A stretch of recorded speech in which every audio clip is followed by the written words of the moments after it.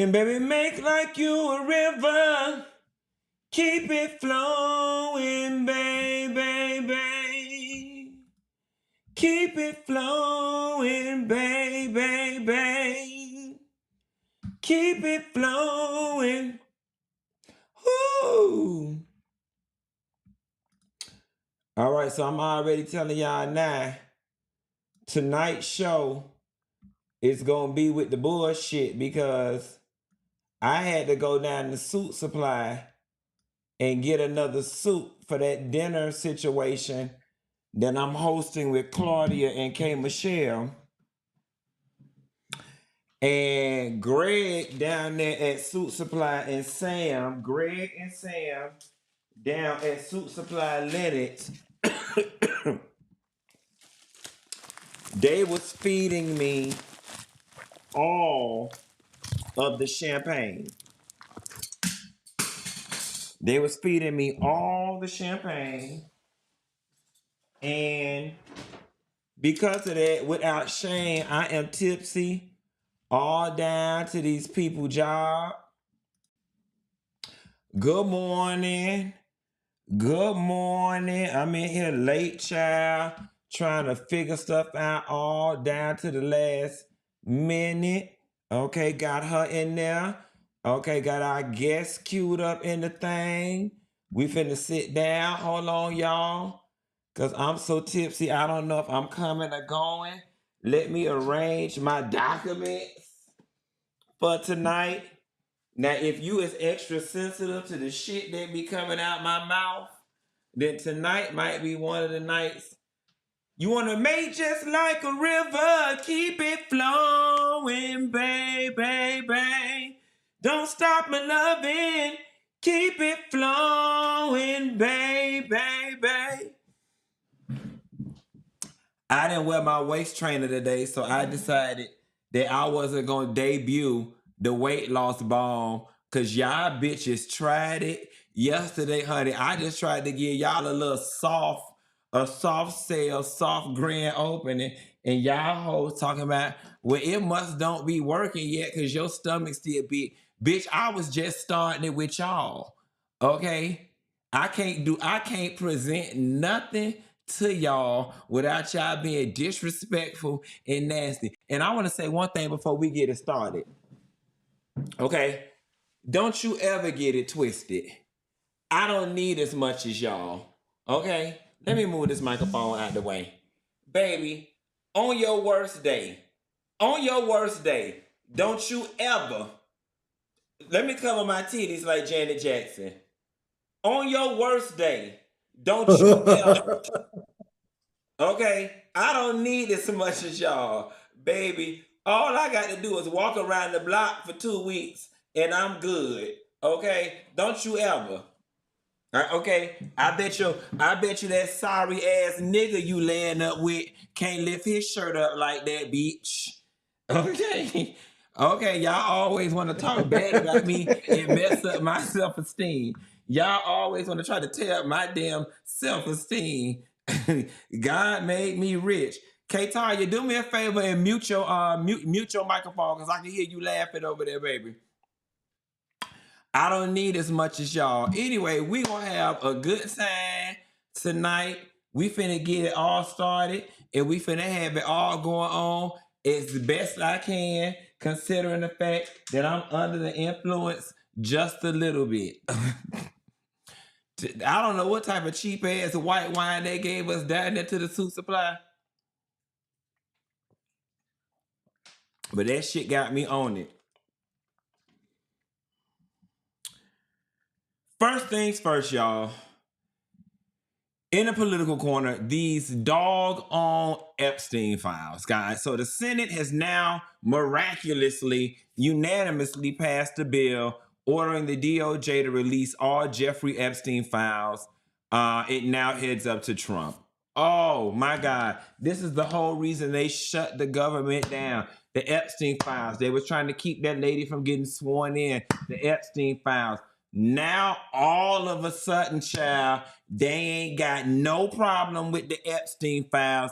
It's a hoax from the Democrats. this, that, and the third. Take a listen to what Jeffrey Epstein brother had to say about the situation. What I do want to talk about is I've been recently told the reason they're going to be releasing these things and the reason for the flip is that they're sanitizing these files. There's a facility in Winchester, Virginia, where they're scrubbing the files to take Republican names out of it. That's what I was told by a pretty good source. And I believe every single word, down to the CNN. I believe every single word. They don't took them files. They don't crazy legs, don't slip the show, go make it happen. And you know it. And scrub them real clean. They gonna scrub them real clean. Like, here is what I need at this point. To hell with them goddamn files. All of you living women who were victims of all of this, what is y'all hoes waiting on? Okay, baby, if y'all need a platform and Gayle King won't let y'all come right there and tell y'all what all y'all got to say, baby, email me and Michelle be down to funky.neva@funky.neva.com, baby, and we'll come down here and tell you. Matter of fact, I can't even believe I'm about to say this shit out my mouth. Call Tasha K ass, okay? All the Epstein girls, call Tasha K ass and go down there and tell it. If you gonna tell it, then you better tell it all. I don't know what y'all up there for, holding old pictures and shit of yourselves with y'all young selves, and now you got crow's feet and wrinkles to the top of your head like me, like you need Botox. God damn it, if the government ain't gonna protect you, y'all need to band together and protect yourselves. Lay it low and spread it wide and tell everybody out there who was playing in between your legs and in your butt.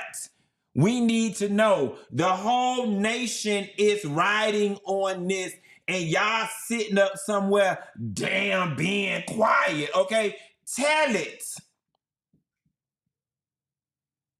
Get on the line and damn tell it, okay?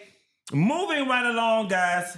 Stephen A. Smith, y'all, ESPN has unveiled a revamped version of their NBA countdown, and longtime face of the show, Stephen A. Smith, is no longer a part of the lineup. The network introduced a new panel featuring Malika Andrews, Brian Windhurst, Michael Malone, Kendrick Perkins, and Shams Charania appearing regularly. While ESPN's announcement did not mention Stephen directly, the update confirms he's been removed from the pregame and halftime show where he's been associated for over 20 years. The shift comes as Smith takes on expanding responsibilities across the network, including high-profile coverage of the NBA. So listen, guys, I don't know enough about ESPN to say if this is a good thing or a bad thing, right? What I would assume is that through all the controversy that Stephen A. Smith has been catching over some time, them people said, no, gone, we gonna put somebody else that's, you know, a little safe or whatever the case may be. However, the bottom of the text says he now has expanded responsibilities at ESPN and will be covering higher profile games. So I'm not really sure what the hell is going on. I am willing to lean on the fact that people are just a little not happy with some of the controversy that's been shrouding Stephen A. Smith for some time now, and they like, not today, Rasputia, not today. Okay, moving right along, guys. We're gonna have a pretty quick show today because we just have a pretty quick show today. This is a sad one for me. And this is very sad because Usher and Bryan Michael Cox have made really good music together for a very long time. Quick story that nobody asked for. Me and Pretty Place was at the mall 2 weeks ago, and it was somebody in valet in a black G-Wagon holding up the valet line. I was like, God damn it, who is this? And when they got out the car, it was Bryan Michael Cox, a longtime friend. I love B. Cox. It's always love whenever we see each other. But guys, business is business and friendship is friendship. And let me make this big because you know I can't see. So Usher has filed a lawsuit in Fulton County against music producer Bryan Michael Cox, associates Kenneth Thomas and Charles Hughes, and entertainment lawyer Alcide Unroe per WSB-TV. The lawsuit stems from a loan Usher gave the group for a restaurant project that never happened. According to the lawsuit, the group pinched Usher on opening a restaurant and lounge called Homage ATL 3102 Piedmont Road in Buckhead at the former Ocean Prime location. That's a great location. Usher agreed to loan $1.7 million in January, but did not take an investor role. Okay, he loaned it, but didn't take an investor role. However, months later, the property had not been purchased. Over the summer, Usher requested repayment, received $1 million in August, but the remaining $700,000 has not been returned. The suit claims Honoré admitted repayment will be difficult because the funds were used for other purchases. Usher is seeking $4.9 million in damages, allocating $700,000 to each of the 7 claimants in the lawsuit. Now, Usher, girl, Miss Usher, girl, you just got off a tour in Vegas and got all the money and caused all the divorces. You loaned them people 1.7 and they gave your ass back 1. Where the hell you went to school at and got that type of math that you now want 4.9, Usher? That's just wrong. I hope that this does not sever any type of ties between you and Bryan Michael Cox, because God knows I absolutely, this is my big brother. Big bro, I'm actually doing my show live right now. I gotta call you back when I get off the show, nigga. I'm doing the show. You call me back. You have a goddamn phone. I'm gonna call you back. All right, bye. All right. That's my big brother in Mississippi, Kemp, y'all. He be drunker than the skunk to be going around calling the whole damn family. Shouts out to Anthony Trotter. Y'all know him in Grenada as Hot Dog. Nevertheless, y'all heard his ass drunker than the damn skunk. Usher. Now, I'm finna say something real nasty and you ain't finna like it. Usher, you and your mama didn't like it when them people wanted their herpes money. You didn't like it at all. When them people was suing your ass left and right and wanted their damn herpes money, you wanted to make it go away. You got big nerve to be going down here to the court and be asking them people for way more money than they gave you, Usher. Now, I know y'all little kids, y'all be going to school at private school and all type of Kim Kardashian daughter schools, and I don't know what type of math they handled you, but I don't know what world you loan somebody 1.7 and you ask for 4.9 in return, especially because it ain't been that damn long ago since the people owed you the money. Now, the other thing that got me crazy is, you know what I'm saying? I'm one of those persons that I am all about giving somebody back money to salvage a friendship. Now, I can't count Bryan Michael Cox pockets, and I don't know the names of those other people, but I'm just like, y'all, if all y'all owe that man, first of all, y'all gave him $1 million, which is an acknowledgement that y'all acknowledge y'all owe him money. It seems to me that all of y'all might be some great big businessmen. Bryan, don't lose a good brother and a music partner over no money, because Bryan, I know it's you that brought Usher into this shit. Usher didn't even know them damn people, Bryan. Bryan, you brought Usher into this. Give Usher them $700,000, Bryan, and just either that or work it out and credit him on the next couple hits that y'all get ready to make. But I hate to see brothers fall out over money, especially the type of money that all of y'all have sitting around up under y'all pillowcase. Moving right along, guys. Oh, baby, we're going to do this story, then we're going to go to our guest. I didn't know we was moving this fast.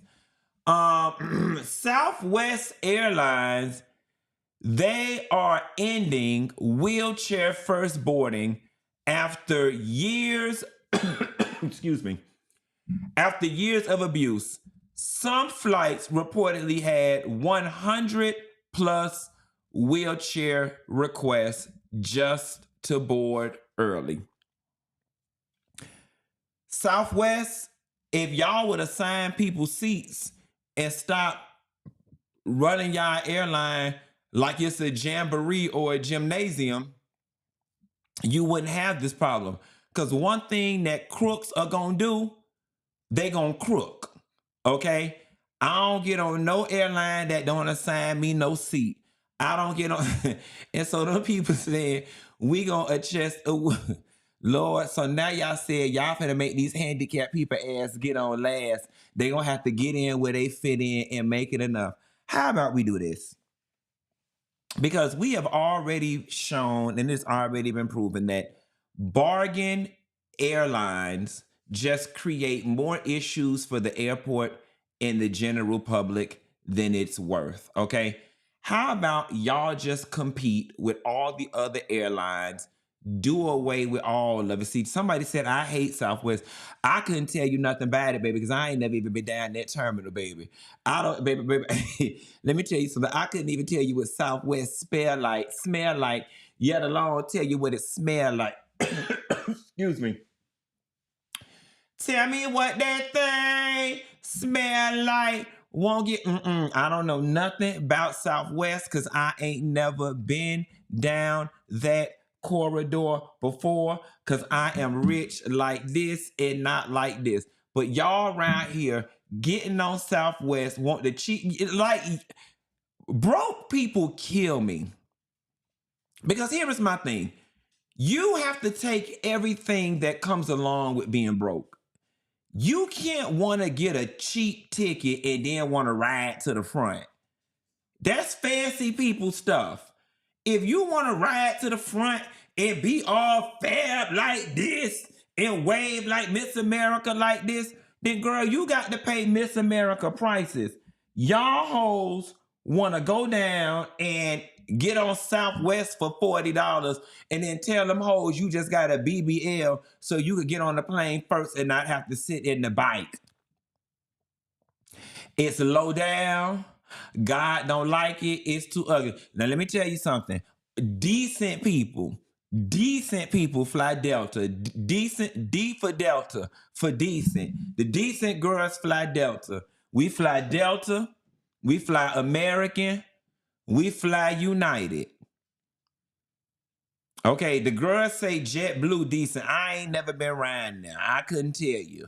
Okay, baby. If Delta don't go, I don't go. And that's just how I go. But y'all don't fuck up the thing for Southwest. Now, if them people get on there and say they filed in bankruptcy, then y'all ain't gonna have no way to get to Miami. Don't sold up the whole damn airport. Here it is, folks done had bunion surgeries and 13 months pregnant and can't even get no wheelchairs because they say on one goddamn plane, y'all ass don't order up to 100 damn wheelchairs. Y'all ought to be ashamed of yourself. And I'm finna go out on a limb and I'm finna say it. Y'all know they was black. Y'all know it. Y'all know them people was black. Y'all know they was black. Y'all know they was black. Y'all know they was black. And speaking of ordering up all the doggone wheelchairs, y'all ass better get up here and get ready to order up all these damn books because tonight's guest got something to tell y'all hoes.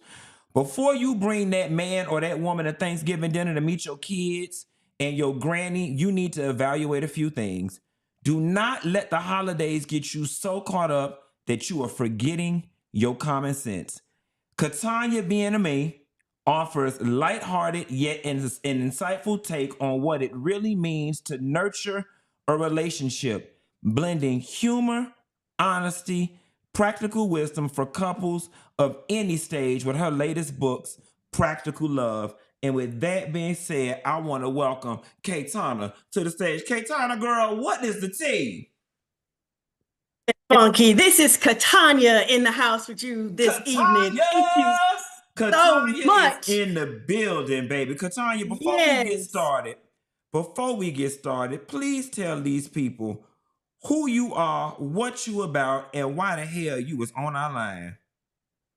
I'm Katanya Bien-Aimee, author of Practical Love, the book. I wrote this book, and I'm certainly no expert, right? There are thousands upon books on relationships, right? I wrote this book because I found myself in marriage number 2, realizing that I still had not asked a whole lot of questions that I should have been asking. And it caused me to reflect on past relationships, past behavior of my own that made me say, wait a minute, I need to be asking some questions. And I'm going to share this with other people so that they can ask some questions for themselves so that they can learn themselves better and hopefully have better relationships because, most of us, we live in kind of like a fantasy land, right? And the book asking the questions is going to help us get to reality. And what I love about it, Katanya, is the fact that Michelle wrote that blurb, phrased it just right. We getting ready to come around Thanksgiving and Christmas, which are very anxiety-filled times Yes. for a lot of people, especially when you start talking about bringing significant others into the picture, especially when you're talking about just last week, you and Charles was in an argument. That's right. Now you want to bring his ass to the dinner, and now we supposed to look up at him and smile like we didn't realize he just blacked your eye last week and took your damn Exactly. car and all this type of stuff. You already know how That that is goes, the truth. Tanya. That's the truth, Funky. I have an entire chapter that is dedicated to the holidays because you have to ask the question, right? If you come from a certain culture, right? I'm a Black American woman. We celebrate Thanksgiving. There are certain foods that happen that have to be present at Thanksgiving. And so just because you're with a person who you may feel like, well, maybe we're dating new, or maybe I've been with them for a while, you cannot make any assumptions on how they handle Thanksgiving or even the fact that they even celebrate Thanksgiving. Because believe it or not, and some people may not believe this, not all Black people celebrate Thanksgiving, right? Not all cultures celebrate Thanksgiving. So it comes to, when you in a relationship, you have to make that compromise and ask those questions. Okay, if we go to your family's house this year, whose house are we going to go to next year? And if you're like me, I need to know what is on the menu. Because when it comes to Thanksgiving, that's not when I'm not trying to go on a diet on Thanksgiving. I'm not trying to have a salad. I'm not trying to have no vegan turkey. And I'm not I trying to want go to your family house and have an attitude, and now they don't like me, and I don't made a bad impression because I don't eat this stuff that y'all got over there. Yes. So you have to ask the questions. We take so many things for granted. Even when it comes to Thanksgiving, how long are you going to stay? Right? Because some people, they don't like to go to one place for Thanksgiving. They like to make their rounds and hit a lot of different houses, a lot of different family members. But if you're a person like me, I like to go where I'm going and be there and fellowship, right? You have to have that conversation and ask those questions like, okay, well, if we hitting 5 houses, how much time are we spending at each of these houses? Do I need to temper what my menu is going to be? Like how much I'm eating? If I don't eat, are these people going to think I'm being funny? That I didn't have no food over at their house, not knowing that I didn't have a full meal at somebody else's. So the book is about asking the questions and not taking anything for granted. Because when it's just you and a partner, you may be able to work it out. But you let some kids come along and you got in-laws and grandparents that want to see those kids, you're not going to be able to just slide, like you would have been had no children been involved. Katanya, this book comes right on time because I rarely speak about my personal relationship. However, me and my guy, we run into issues a lot of times because we do operate a little differently when it comes to holidays or going around somebody's house. I am a very laissez-faire, don't have any expectations, Yes. can just lay around, go with the flow, don't really care what's going on, who's going on. He, on the other hand, he needs more of an agenda, more of a what are we doing, more of an itinerary. Yes. And it has caused some of the biggest blow ups in our relationship, something that is so simple and in my mind trivial, but creates these big booms and blow ups in our relationship that don't have to be. So with that being said, Katanya, let me ask you a question. Who out there in the Funky Bunch do you think is the ideal customer for this book? This book is for everyone. It is a easy read, first off, because nowadays we are in society where everybody wants everything fast and quick. This book is an easy read, but it's for whatever your station is in life. It doesn't matter if you are gay, straight, if you are old, young. Pretty much every chapter in this book has something that you need to either address with your current partner, with your future partner, or with yourself, right? Because even if you are a person that's single, and a lot of times people will say, "Oh my God, I can't find anybody. There's nobody out there." Well, listen, if all you do is go to work and go home, when you go to the grocery store, you mean mugging people, you ain't saying hi to nobody, then you need to ask yourself some questions. Is it my routine that's not putting me in a position to find the partner that I want to find? Is it my disposition, right? Is it my energy? Is it my face, right? Because some of us, I know that I'm a very expressive person. And sometimes your face might just keep people from wanting to say hi to you because you may be looking like, don't speak to me. You need to be more welcoming. So we need to ask ourselves things. So it pretty much runs the gamut. Funky, you mentioned you and your partner, right? So we have a lot of people that are part of the LGBT community. I'm a woman of a certain age, but in 2025, if you're part of that community, you need to be asking, also be asking the question about children. You can't make that assumption because there are so many options that are available now. So even with that, you have to ask people, do you want children? If you do want children, how many children do you want? Do you currently have children? Are you involved in their lives? Because that's going to give you some insight into that person. You know, one And thing I always one thing that I'm go for loving that I'm hearing from you, because we know in 2025, a lot of people have a lot of issues taking personal accountability. And if you're one of those people that have issues taking personal accountability, this really does feel like a soft, non-intrusive, private way for you to sit up in your bed, read some of this, and figure yourself out without it having to be on a public platform, without you having to That's be right. put on blast in front of everybody, and figure That's right. yourself out a little bit, because I am here to tell you, and I'm sure Katanya will agree, it ain't always the other person, okay? It ain't always the other person, and That's it ain't right. nobody out there. Actually, it's millions of people out there, and you've got to ask yourself,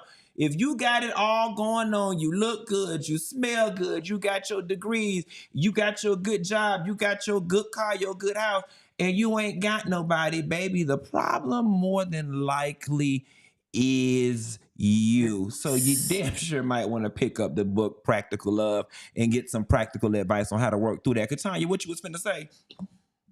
I was going to say, thinking about people being in every station of life, right? Even with politics, right? I think about your good friend, Dr. Heavenly. Like, you have to have those conversations with your partner because if you have aspirations potentially to go into politics, right? You have to ask those questions because something like that, it impacts the entire family, not just the person who's taking the position. So even no matter what your station is in life, you have to ask questions. Even if you're a person, you say, well, I've been there, done that. Me and my husband are about to retire. Even in your golden years, you need to ask your partner some questions because if you've never had the conversation about maybe what retirement looks like, then that's going to be a problem because you might be thinking, oh my gosh, when I retire, it's going to just be me and my grandbabies. And your husband thinking, I want to travel. I don't want nothing. I don't want nothing to do with no grandbabies. See them when I see them, kiss them, and pass them off. So you have to have these conversations. In addition to the finances, right? That's across every level, every age. You have to have those conversations because if you don't ask the questions, you're setting yourself up for failure, heartbreak, and disappointment. I give the example, and it's kind of funny. When I first married my husband, we have very different ideas of what gifts are, right? Because we never had the conversation. I was actually gifted a vacuum cleaner, Okay. right? I don't want I'm not Susie Homemaker. That was a very practical gift, right? It was something that I just happened to mention. Oh, nice to get a new Uh-huh. vacuum cleaner, but that's not a gift for me, Right, right. right? But those questions weren't asked and weren't communicated Mm-hmm. in terms of what kind of gifts do I like to receive? What Mm-hmm. would I consider to be, a romantic gift. When it Mm-hmm. comes to gifts, you don't need to be practical with me, right? I don't need, some people, He said, I need you luxury, baby. I need trips. I need diamonds. I need pearls. you want, a little impractical, right? Right. So we have to have these conversations and ask the questions. And it just was just my observation with myself, with others, and just thinking about the world in general that we make too many assumptions and we don't ask enough questions and then we get disappointed. You know, what I love that you're talking about is that so many times when people come on the show or when people produce materials for relationships, it's often geared towards getting in a relationship or new relationships. But I love that you took the time to carve out a portion for people who are already in relationships or people who have been in Yes. long lasting relationships or people who are approaching retirement, so on and so forth. And it's very important. My lived experience, my parents went through a thing when they retired because for 30 something years they had never been in the house at the same time together. They had always Mm. been two ships passing in the night. And when Yep. they retired, it was like, oh, wow, we don't know each other like this. We don't know each other 7 days a week in the same space. You know, they ended up going to therapy and ended up working things out, and it was all fine and well and great. But Yep. it's good to know that in your book, you're not only approaching young love and new love, but you are also tackling some of those things for some of us that have a more seasoned, mature love. No, very much so. And you mentioned the season part. The book also talks about bodies, right? You Mm. need to be asking a question about what body type does your partner like? Because if you're, as an example, if you're meeting a person at, let's say, 150, right? Mm-hmm. But maybe you need to be 250, but Mm-hmm. they met you at 150. It's a good possibility that you might see 250 again. Mm-hmm. So you need to get a full understanding of what their preferences are, Mm-hmm. right? Because it's just a It's a real reality, thing. right? Mm-hmm. You have to ask these questions. And behavior is a language, right? So even though we're asking questions, we're trying to figure things out for ourselves, we got to be mindful and watch with our eyes too, right? Because behavior is a language. A person can show you much better than And they they can can tell you. Mm-hmm. tell you. And folks will That tell is a you truth. anything. Folks will tell you anything, especially a damn man. I always tell people there's only one thing you ever need to know about a man, and that is a man will tell you anything. Okay. If you listen to that one rule, baby, you Yep. never get your heart broken. A man will listen at me, daughter. A man will tell you anything. Katanya, That before we get out of is the here, truth. is there anything else that people should know and anything else you want to say in closing? And aside from that, let us know where we can find you across all social media platforms. Sure. So the website is best, practicallovethebook.com. On Instagram, it's practicallove.thebook. And the thing that I want to leave you with is pick up a copy of this Mm-hmm. book. Grab it. It is a easy read. It is a great gift for any person in your life. It's a great read for you and a group of girlfriends or guy friends. Y'all want to get together. Or if you're one of those people who you don't like to be confrontational, you don't like to ask questions to your partner, give them the book.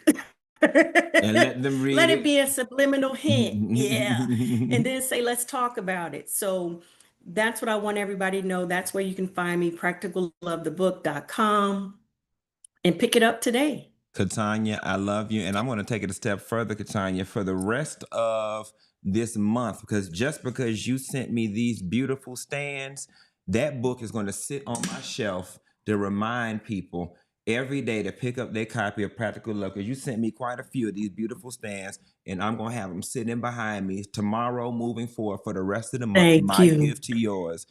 Katanya, Thank you. thank you so much. I definitely will be reading this when I crawl up in bed. And I want you to have a good night, pretty girl. And I want to say ski fi. Oh, come on, somebody. All right. You have a good All night. right. Everybody. You So too. Tanya Benjamin, everybody, y'all get y'all editions of Practical Love, honey, because some of y'all going through some real impractical stuff over there where y'all at. Hold on one second. Let's see. 1 second here.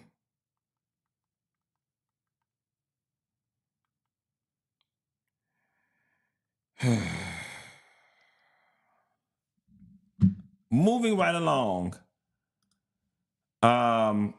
We got our last story, guys. Our last story of the night. Hold on 1 second. Hello? Yeah, you didn't come out. I'm finna send another one. All right, I'm finna send another one. All right, bye. It's always, y'all saw what I was talking about yesterday when I said about always carrying other people's stuff. It's always a bitch that ain't got no car or no account that needs you to call Uber for them. Can you call my Uber and I send you the money? And then now I'm sitting up here trying to do the doggone interview and the Uber done left the damn bitch. Now I'd be wrong if I sit up here and be like, oh well, I ain't got no more money on my card. I tried it once. Okay, now these people don't took whatever the Uber hold is off my doggone account. I sent you the link. The link said the Uber gonna be there in 8 minutes. I'm not understanding why you didn't sit to the front window like a cat.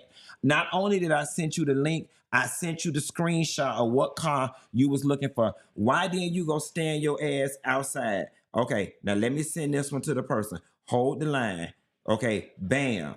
Okay, send. Okay, because girl, now you running up my credit in the middle of my job. Okay, okay. The new one say they'll be there in 2 minutes. Go outside. Okay, bye. Okay, and then on top of that, for you to go to the club, for you to go to the club, that's my problem. I'm always helping people who ain't even got no priorities. This ain't even for you to go to work. This for you to go to the club. And I told the bitch, I said, look, I could get you there, but I'm gonna be asleep when it's time for you to leave. About how you gonna get home? Oh, I find a ride home. Bitch, you better. And you better do it moving. Speaking of somebody doing it moving in Ubers, this DoorDash driver has got arrested because she went and DoorDash around somebody's house and then accused the person of sexually assaulting her when lo and behold, she was being a white woman in a typical fashion, walking all up and through their house and recording this man while he was laying in the bed naked. Take a look.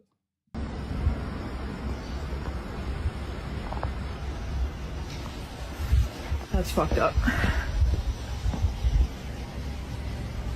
3 days ago, October 12th, 2025, I was a victim of SA by a DoorDash customer while I was doing my job as a DoorDash driver.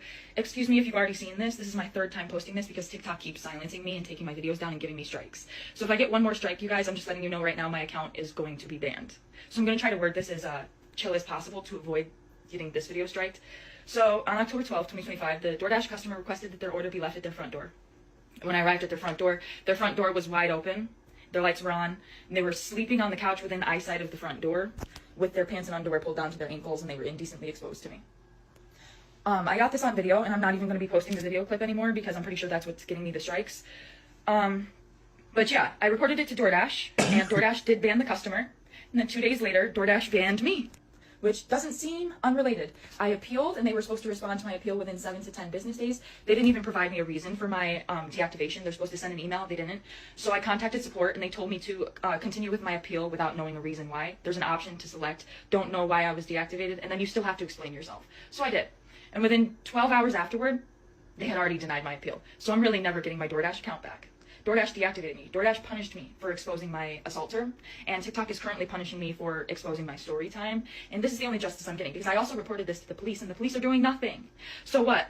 You're gonna take down my videos and give me strikes and just expect me to be like, oh, I just better shut up. I just better sit here and be quiet. I just better not say anything else. I've lost my job, my only way to pay my bills and make a living. I've also gotten assaulted, and the police are doing nothing to help me. So let me just shut up. You know, the videos got taken down. Nobody has to know what happened to me. So long story short, guys, praise the Lord for the Ring camera.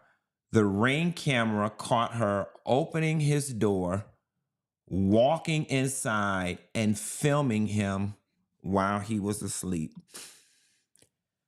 I'm going to say this out loud with my whole chest. And I pray one day that it doesn't keep me from getting a future opportunity. But even if it does, I can go to my grave knowing that I kept it real and I was true to the cause. The white woman is the single-handedly most dangerous person on the face of the planet. And it has been proven time and time and time again.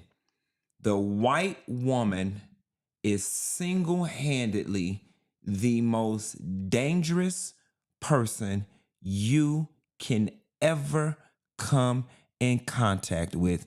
And history has shown that. Down from Emmett Till, down to these Karens at these HOAs, you walked in someone's house, recorded them, and then you ran to the internet and framed the narrative as if someone did something to you. You drummed up the tears. Now you're trying to drum up the sympathy. Now you're trying to make it seem like it's the police's fault, the DA's fault, and everybody else's fault, when all you had to do was leave the food at the door and keep walking. And praise the Lord for Ring camera footage, because if not, this man could have been filed sexual assault charges, got to be 200 yards away from a school, so on and so forth, all because you wanted to walk through somebody's house. Why? What is it in some white people's DNA that makes them like this? It's as if you put on your clothes and put on your makeup and you walk out of your door and you look for any reason to be a victim or a damsel in distress on any day of the week.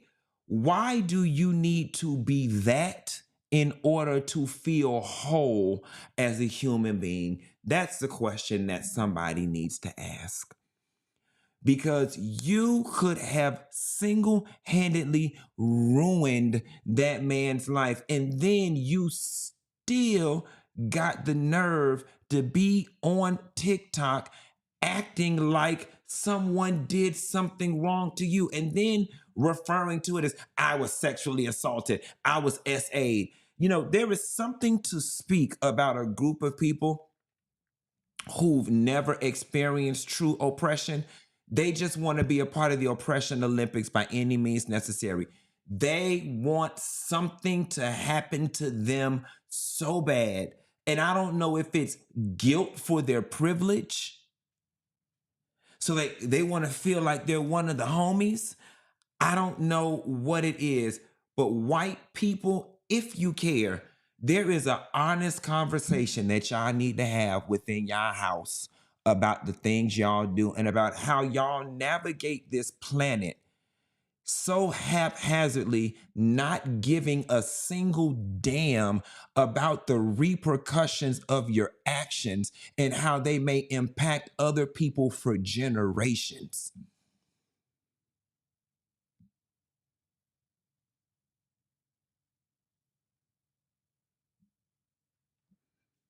With that being said, y'all don't kill me. I'm gonna get off the line by 15 minutes early. And I'll call y'all tomorrow. Bye.